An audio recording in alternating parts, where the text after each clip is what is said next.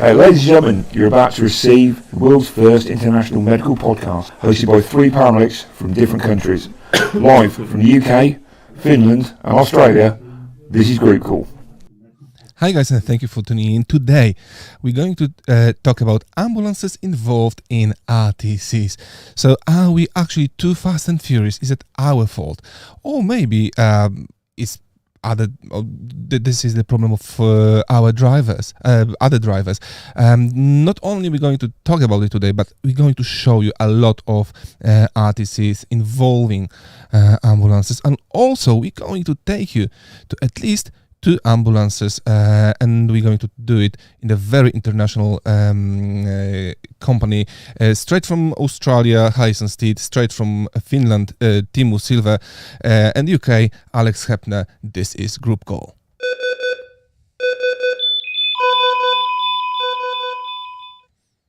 Hi guys, you all right? Good, thanks. How are you? Yeah, good? not too bad. Yeah, not too bad. Thank you. Let's dive straight into the topic of today's podcast. Let me know how common the RTCs involving ambulances are in Finland. Let's start with Timo. I didn't find like a proper statistic on it, but based on news articles on it. Like newsworthy RTCs involving ambulances, between 2 and 10 per year, I'd say. And then obviously there's going to be a lot more like minor bumps and stuff like that that don't get reported, that are mostly like in parking lots or when reversing or stuff like that. But proper RTCs, 10-ish. Yeah, per year. Yeah, per year. And is it the number that is rising, or is it the number that goes down every year? It is. I think it's definitely rising. Yeah. And that's for both categories, though. So serious RTCs and minor RTCs, or is there a difference? For serious RTCs, yes. For minor, I have to say I'm not entirely sure, but an educated guess would be yes, because there's going to be more ambulances, newer drivers, and everything's going to be much more cramped, especially in the cities. So that will lead to more bumps. Let me just recap. So you've got more and more RTCs, both serious and minor. But what is the staff turnaround in Finland? Remind me. Is it 5 years as in the UK, or do you have paramedics that are in the job for longer? I think majority of people come and go with a 5-year period, and then obviously some stay for longer, and some might come at a later age in their lives and then stay for longer and stuff like that. But most people, it's around 5 years for the biggest amount of turnover, like the majority of people. Is that the same in sunny Australia? In terms of the staff, yeah. So it used to be around 3 years.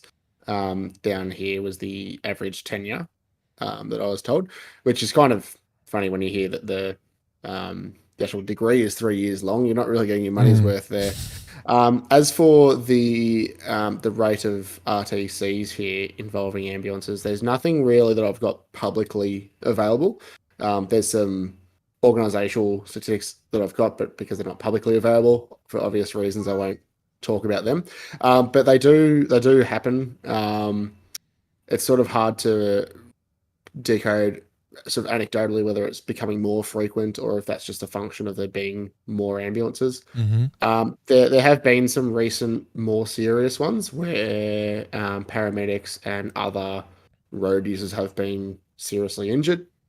There was a recent-ish one about 2 years ago, I believe, where a patient was killed in the back. Okay. And that one was actually found to be due to driver fatigue as well. So that had a coroner's inquest and the like.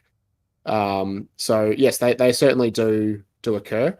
And if you look at the stats worldwide, crashes involving ambulances do occur at a higher rate than the general population, sort of per million miles traveled.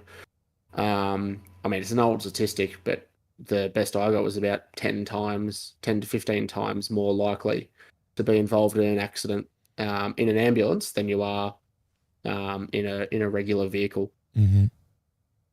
Okay, so in terms of the UK, it's very similar to Australia. We don't have anything officially published. There's nothing like, at least it was not published, the national statistics. We have 11 ambulance services in this country run by NHS and a couple of more large private companies. But again, no one is openly saying anything apart from London Ambulance Service, who published the numbers, but it was over 10 years ago. So definitely not valid enough to bring it up here. However, I'm going to take you to Poland now, guys, which is for lots of our listeners and viewers kind of a weird and wild and crazy country.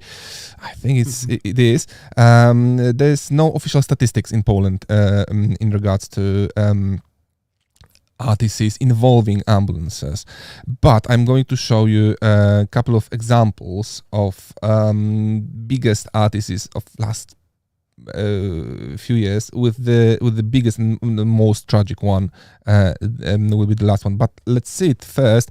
So this is a traditional Polish roundabout, and things like this can happen. So ambulance was just T-boned. Yeah.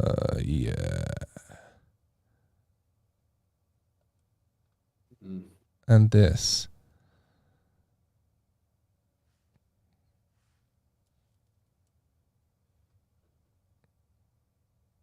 It's quite poor situational awareness. It is, isn't it? Yeah.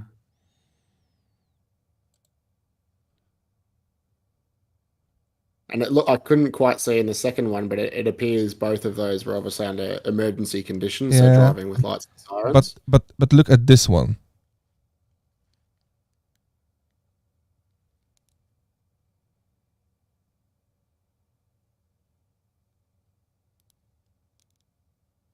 He's trying to actually escape the situation, but yeah, unfortunately, bullets behind them as well. It's a very poor decision that they have made. Yep. Yeah. So the third one was I feel like most tragic one, where a doctor and a paramedic lost their lives, and the person who was driving, so paramedic who was driving, was taken to hospital in critical condition. That was 2019. But again, it's a style of driving. I feel that it is a style of driving. Polish style of driving is absolutely full of road rage. We are permanently stressed. We are permanently driving mad, and there are a couple of more factors here. So I would add fatigue to it, because our shifts are 12, 24, sometimes 36 hours long. So definitely people who are driving are tired. The second thing is the fact that we cannot really swap behind the wheel. So here in this country, in the UK, we can swap halfway through the shift or whenever we feel tired. That's absolutely fine. So a person who was driving for a couple of hours can now rest and treat people on the back of the truck. It's kind of different in Poland, where on the beginning of the shift you log on as a paramedic or as a paramedic driver, and you, in theory, you cannot really swap behind the wheel. So that's the next thing. And the last thing, I feel personally that is the biggest one, is the fact that we have the sense of mission in Poland. We drive because we want to save lives. We don't think about it. Okay, it's my job. If I will be there 2 minutes later, I will be there 2 minutes later. It's not because of my poor skills as a driver. It's because of the conditions and so on. The safety of my crew is the paramount factor for me. whilst actually no, we feel pressure, we feel constant pressure and constant need to be there quicker, faster, and so on. So I feel that those are those three biggest factors. Timo, is that the same up there in Finland? Yeah, for sure. We can actually change drivers during the shifts, and what we do in my service is we change drivers. Obviously, if we're feeling tired, we would change. But then normally we swap every time we convey a patient to the hospital. So after we're from the hospital, we switch seats. But yeah, I have to agree with the sense of mission, and I think that's a big issue. There's actually a study from the United States from 2019, and they looked at more than 19 million emergency medical service activations and compared crash rates for ambulances traveling with or without lights and sirens. And they compared between going to a job and transporting a patient to the hospital. So the response crash rate was 5.4 for every 100,000 calls. With lights and sirens, 4.6 without.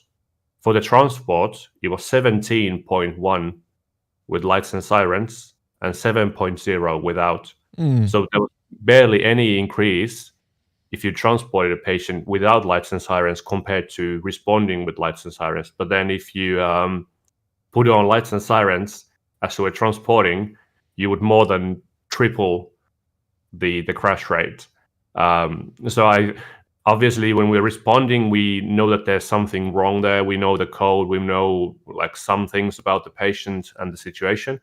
But then when we're actually transporting the patient and they are on board, I think the stress just builds up more, and we feel like there's a need to get them to the hospital quickly, which I think generally these days our interventions are so advanced and so good that we don't really need to fret about 1 or 2 minutes. Like, it doesn't really make that much of a difference, especially if the alternative is crashing and killing your patient and killing your coworker and killing yourself in that crash.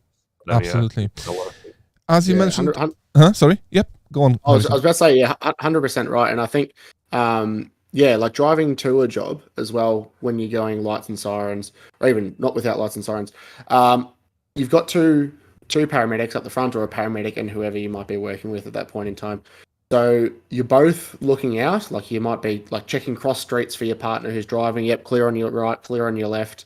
There's traffic there, just making sure you've seen them, that kind of stuff. So you've got two sets of eyes.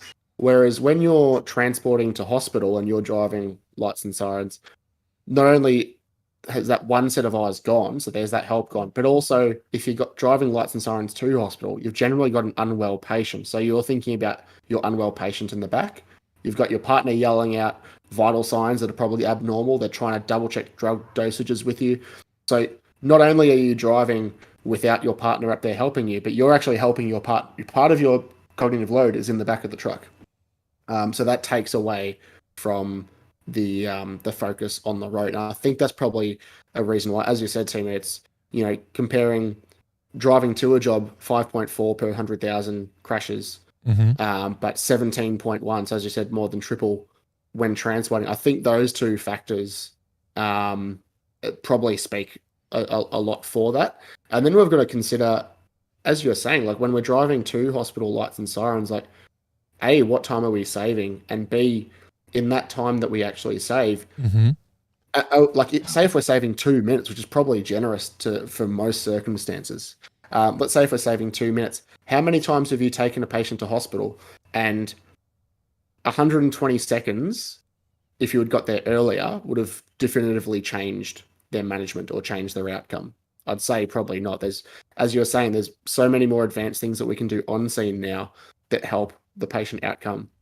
We can look at notifying the hospital early so they've got relevant teams and equipment ready for us when we're there. But if you're really that stressed about saving 2 minutes, then be expeditious with your scene times and make sure you're loading nice and quick. Don't don't fart ass around trying to get access in a stroke patient just to make it easier for when they get CT. Do it on the way, or just wait till they're at hospital. Just get them there quickly. Don't waste 5 minutes, 10 minutes on the scene trying to do it. No, absolutely agree. And in the background, when you were speaking, Harrison, I popped some really nasty crashes involving ambulances. Now, Timu mentioned United States, so let's quickly jump across the pond and see how it looks like in America. Gina Luriwende, St. Louis, Missouri. Hello, this is Gina LaRue with the United States of America here in St. Louis, Missouri. For one of the ambulance services that I work for, they're very particular. Whenever you get hired, you automatically go through a driving class called HAVOC training. You also have to have a Class E license in the state of Missouri. Now, every state is very different. E for the state of Missouri means emergency. Another thing is we have dash cams. Now, the dash cams are for the outside as well as the inside. So it could see the outside, what we see when we're driving, as well as audio. And then it could see everything that's going into the cab as well as the patient compartment. And it does audio as well. So let's say somebody cuts you off and you're driving and you slam on your brakes. This will automatically record it, telling that, that 10 seconds before that hard stop and then 10 seconds after that hard stop. It's all regarding safety. We train constantly. Every year at one particular job, we go and drive through the driving course every year. So you have the same thing as you did when you were a new hire, but every year. We also have different types of training online that we have to complete. So my advice is, if you're in the back of a truck and you're not giving patient care, please be in a seatbelt. I've had friends personally become paralyzed from a monitor, from flying off and hitting the stairwell. I've had people having third-degree concussions, spinal fractures. I broke my wrist going through a small window because my partner did an acceleration, deceleration, fast stop, and I went through the small window, I'm not kidding, of a truck and broke my wrist. So with that being said, please be safe. And I hope you guys have a great day. Thanks for watching. Bye. As Gina mentioned, the two facts. One fact is that they have a yearly training, annual training. That's quite amazing, because in this country we have one driving training, which is 4 weeks, and then that's all, unless you're naughty, and then you are taken back to the driving department for some support. Is that the same in Australia and Finland? Yeah, pretty much. There's we can have reviews of our driving, and we do have driving standards facilitators that may come out. But once you've done your initial training, it's typically only when after an issue has happened, whether it be a minor crash, you've reversed into a wall at station, or if it's a more major incident. I'm gonna seriously probably shock you guys, but we have 0 driver training in Finland. Oh, okay. I'm not shocked. In Poland, we don't. I mean, I will tell you later, but yeah. All you guys are rally drivers anyway, so it's okay. Yeah. So we actually do. We have a theory class in uni. At least I did. That was just like a 2-hour lecture with videos and stuff, which wasn't really that good in my opinion, and clearly not enough by any means. Then actually my service, they provide like a track day where we practice like slippery driving and braking and just like slow speed maneuvering and stuff like that. But compared to the driver training that I had in the UK, I would say it's 0 compared to that. I really liked driver training in the UK. I think it was really good. And because I did it, I think I am absolutely much better ambulance driver, but also a driver in general, because they do teach you to think ahead, like really far away. And I think most people don't think ahead. There was one of the crashes in the video that was playing when Harrison was talking, where a huge lorry stopped at the middle of a intersection, and an ambulance comes like it's like comes from behind it, and a small car T-bones the ambulance, because they just like how do you do that? It's like you see a huge freaking lorry stopped at an intersection, and you decide it's a good idea to just drive through. There's nothing happening behind that truck. So it's things like that. So yeah, in Finland we do need something more. They are now developing like simulation driver training, like on the computer. And they are developing like this standardized language of talking about emergency driving. So things you need to go through before you start the drive, things you do during the drive, stuff like that. It's kind of going back to, if you think like cockpit resource management, like how they start up the airplane. When they take off, they do like this checklist in a very strict manner, and they are trying to get that in and hopefully have that have an effect. The problem is that I think, and I think everybody thinks, that we are not allowed to train in the actual traffic. So we can only drive emergency driving if it's for a real job. Whereas in the UK, the training involved hours and hours and hours of driving on lights in actual traffic without going to a job. And I think that's the biggest thing that's missing. The training over here is, by the sounds of it, not so much involved as the UK. So we do, in my service, when I first started, we do sort of 2.5 days behind the wheel, and that's familiarizing yourself with the vehicle itself and the operations, and that's, some of it's off-road, some of it's on-road, and you're doing emergency stops and ABS and that kind of stuff, and reversing. But for us to actually drive lights and sirens, that's actually a separate checklist that needs to happen. So typically you'll be 5 months into the job, and you'll only be allowed to drive under normal road conditions for that first at least 5 months. It just depends on when they sign you off, until someone comes out, and then you do a supervised one with them, and you get signed off. So if you were working as a sort of month 1 or month 2 graduate, and you got a lights and sirens job, your partner would be driving, and you're observing them and you're talking through, but you're not actually allowed to drive lights and sirens yourself, unless there's very sort of extenuating circumstances. But yeah, when we so we don't actually do any on-road emergency driving as training. Ours is all kind of learning by osmosis with your partner driving, and then doing it yourself. But there is a couple of months afterwards. I don't know this for certain, but I believe our police force here does on-road emergency training, but not the ambulance service here. Okay. So just to explain to our viewers, this is a view from Harrison's truck. Was it tonight? I mean, last night, sorry? It was it was actually early in the morning. It was about 5 in the morning. So this video is actually quite not representative of what we encounter on a daily basis, because we've actually got traffic moving for us, which actually works very, very well. Yes. So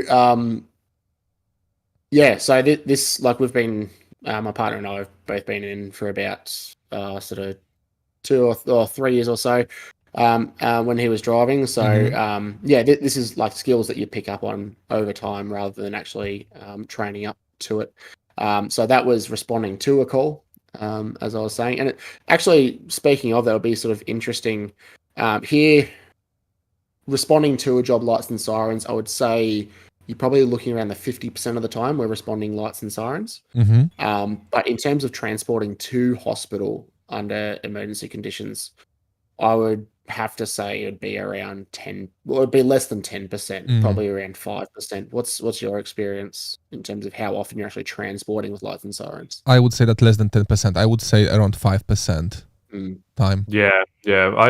And like in the UK, I barely remember times when we responded to a call without lights and sirens. Almost all of this, it's like 95%.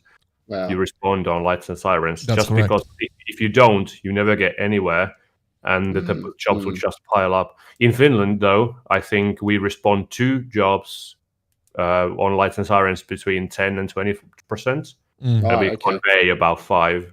So the rate is similar, but we actually respond to jobs much rarely with lights and sirens. I really like in the video.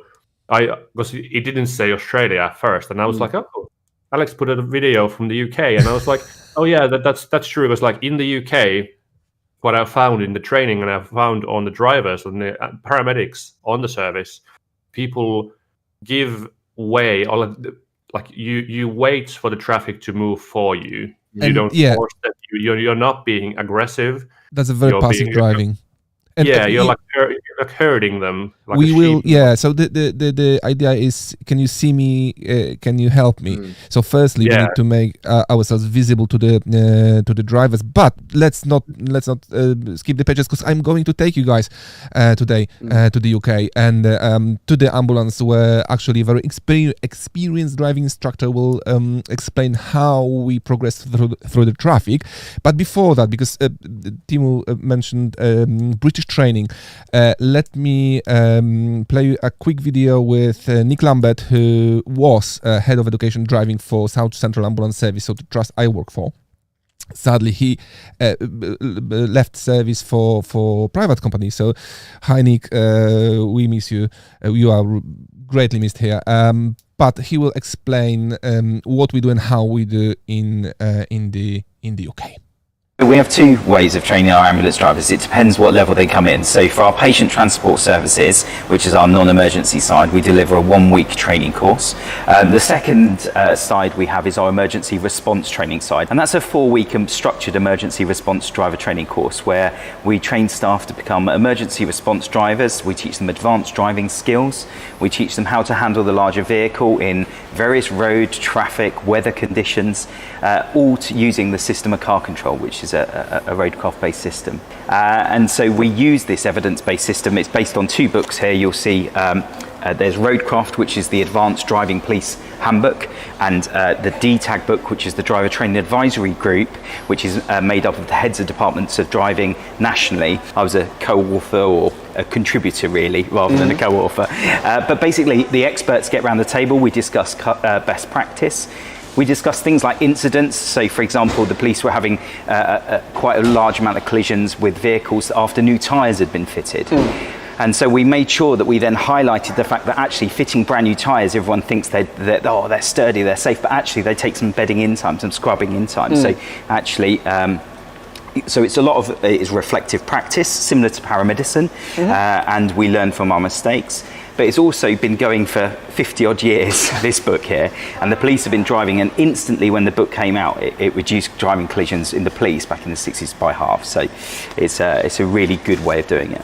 So 4 weeks, the first week is getting used to the length of the vehicle, and we do reversing and manoeuvring exercises, cones and things like that. Then we start week 2, we start building on exploring faster roads, and then from that point we'll then move on to our emergency response side. So once we've got all the foundations, it's like building a house. We put the foundations in, we get all the brickworks in before we're going to put the roof on. So, and the blue lights is just like the icing on the cake at the end. All the skills are there, and they've got that ability to then just gently progress through the traffic with all the other distractions, things like siren use, road positioning, hopefully will already be embedded. So that's that's how we do it in the United Kingdom. Sounds reasonable, Harrison? Yeah, sounds all right. I think, and like as an international hire, I was put through the 1 week first, and then the 4 weeks. So I got 5 weeks in total of paid training when I started, which is like it's really top notch. It was excellent. I can't, like, it's really really really good. But Okay. it was really fun to see that in Harrison's videos, the same skills showed. It's like the gentler way of driving compared to Finland, where Oh, Polish way of driving. paramedics are really aggressive drivers, and then they are wondering why they can't progress through traffic, and they're wondering why it's so hard and why people are not giving way. It's like, have you looked in the mirror? Yeah, and that case that we were on with that video, that was en route to a cardiac arrest. Again, driving ridiculously fast wouldn't really have got us there any sooner. But one thing I often tell newer people that are coming through, that if you are more aggressive and you go up the back of someone and you're waiting for them to move, you've generally got a much wider vehicle than they do. They can't see around you. They can't see to actually move over. And it was especially so when I went through the fire service as well, much larger vehicles again. That, you know, if you're sitting behind someone waiting for them to give way to you, think about if you're actually in their way, because you want them to move over safely. You don't want them to have another accident. And then you've got to stop for that as well. So be more considerate for the drivers around you and actually giving them space to move over. I just want to go back quickly to something that Gina mentioned in her video as well. And it's something that anecdotally I have a bit of a problem with here as well, is the use of seatbelts, and particularly for paramedics in the back. But more importantly for patients as well. So ourselves, we use the Striker, the power loader stretcher, so it's got the 5-point seatbelt, and I do make a point of trying to use all 5 at all times. There are certain occasions, very few occasions, where it may be appropriate to omit one of them. For example, if someone's got like a broken shoulder, I may not put that one over their shoulder. But it is a bit of a problem with certain providers putting one seatbelt on or no seatbelts on the patient, and not putting a seatbelt on themselves as well. Because, like, personally, I haven't been involved in an ambulance accident, but they do happen. And we obviously know that people that are unrestrained are going to have poorer outcomes in a crash. And there was actually a study that looked at ambulance crashes and found that occupants in the back of an ambulance, rather than the driver, occupants in the back were 2.7 times more likely to die than those in the front. Now, that statistic, it's not clear whether that's seatbelt versus no seatbelt, but I mean, the front of the vehicle is made for, whatever provider makes your trucks, Mercedes, Volkswagen, whoever, goes through all the crash testing, and those are made specifically for passengers in accident, airbags, all that kind of stuff. The ones in the back are kind of like, all right, let's stick this stretcher here because that kind of works best. Let's bolt this chair to the thing and let's put a seatbelt on it. But you don't have airbags. You've got cabinets around you and all this kind of stuff and equipment. So yeah, you're almost 3 times more likely to die in the back. Put your seatbelt on and fasten. Like, if you're not going to put the patient seatbelts on, give them informed consent. Go, I'm not going to fasten you into this ambulance because X, Y, Z, and you are therefore, much more likely to be killed on this drive. If you have to go through that and try to justify it to the patient, I would dare say you're probably going to start buckling up, because it'll be hard to justify. Funny you said that, because I have a video prepared for you. That's a crash test from America. That's the ambulance T-boned by the car by a pickup, and you can see what happens in the back. So this is a side hit, and that's what happened. What happens with the passengers?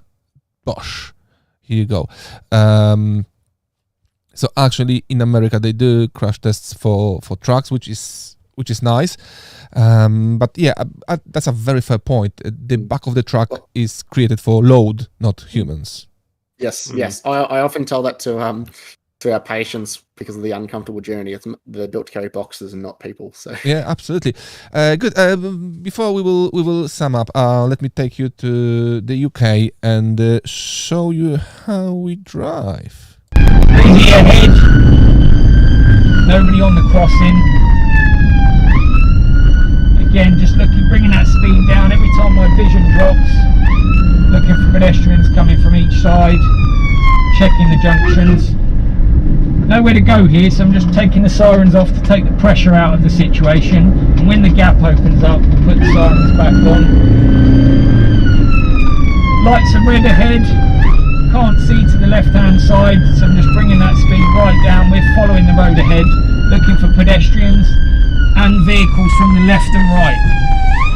Everybody on the right stopped, everybody on the left has stopped, checking those mirrors and going straight ahead. You can see pedestrians coming from either side of the road, junctions that are blocked from view, pedestrians in the middle of the road, just making sure everybody's settled before we go through.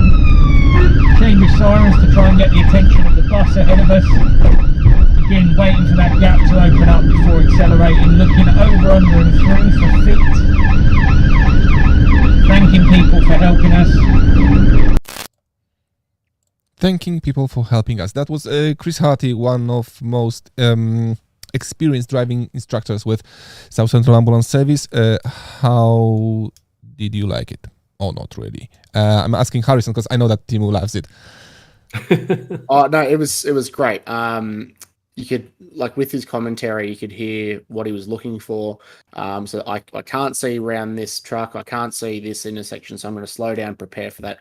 I think a lot of pretty much all the crashes that you showed earlier in the stream could have been avoided just by, I can't see this part ahead of me, so I'm going to slow down. And that situational awareness that we spoke about. If you don't know what's coming, then always be in a position to stop. You should always, if you can't stop your vehicle, and this goes for all vehicles, not just ambulances, if you can't stop your vehicle in your field of view, then you are going too fast. If you're going around a corner and you can't stop your vehicle by the time from where your vision is, then you're going too fast. Because what's to say that around that corner there's not a tree covering the road, or there's another car coming, or whatever. So yeah, all about the situational awareness. So before we sum up, I just want to ask you guys, maybe it's not really our fault as a paramedics, because we say be aware of the situation, take your foot off gas and so on, and I fully agree. I fully get that, but maybe our style of driving reflects our culture. Maybe if we would use a British style of driving in Finland, it wouldn't work. I don't know, Timo. Yeah, I think the other road users have a role to play. A lot of our traffic laws actually say that they have to give way and they have to be mindful and they have to be able to hear an ambulance coming. So you can't be blasting your death metal while you're driving. You should be able to hear other traffic users.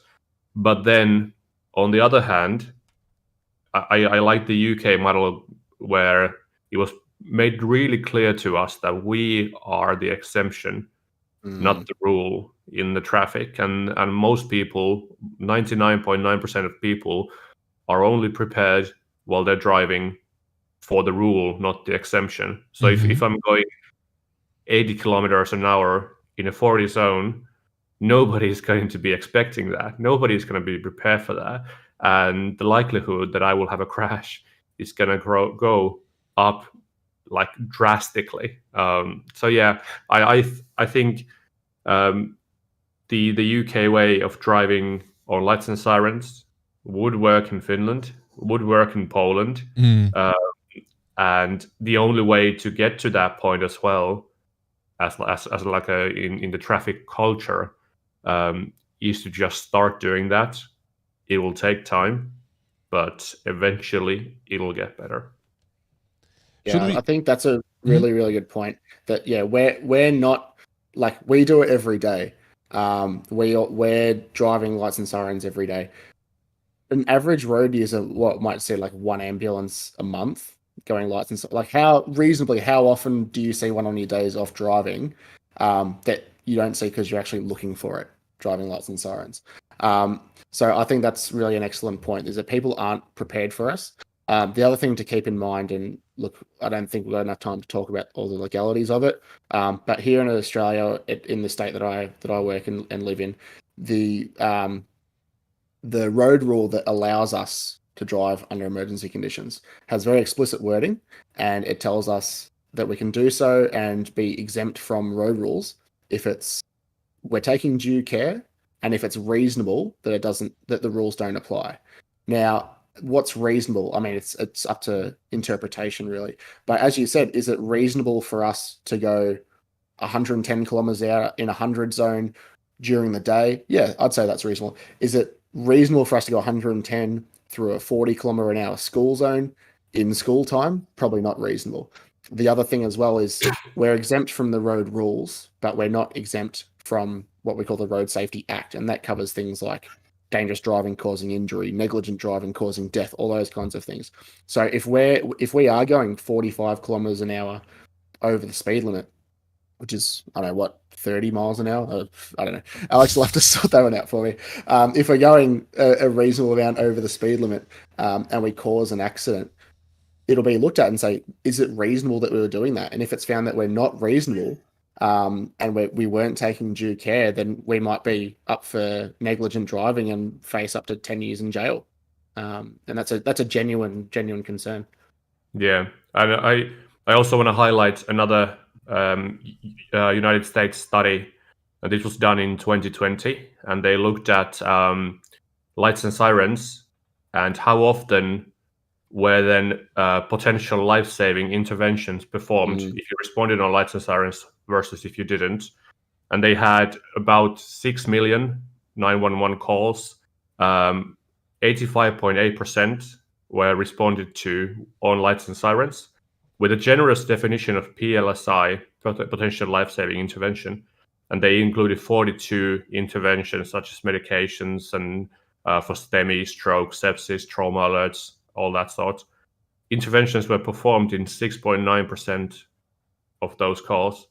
And also, when they checked jobs that the people were responding to without lights and sirens, the rate actually trended downwards with increase in response time, suggesting that the time saved with the use of lights and sirens did not mitigate the use of PLSI. So probably in most cases, it would be better to just drive normally instead of using lights and sirens, which is interesting. I would love to see like a proper randomized control trial comparing the two, but I don't know if you could get ethical approval for that or how hard it would be. Might be pretty hard. At the moment, we've got studies that show all these different components of it, but we don't have that sort of one overarching study for that. But you're right, and like just summing up, like some of the literature out there that we've mentioned, we know lights and sirens is more dangerous to us, to other road users. We know that it saves really an insignificant amount of time. Like we're talking very generously. You might save 5 minutes. You're probably more saving 60 seconds kind of stuff, depending on where you work. And we're not doing any life-saving, for the vast majority of the time, we're not really doing any life-saving measures in that time that we're saving. And particularly with the transport as well. There's better ways of saving 60 seconds than driving lights and sirens and putting yourself up to risk. So I think, and if you look at the stats and all the services that have dropped their dropped the frequency in which they respond, like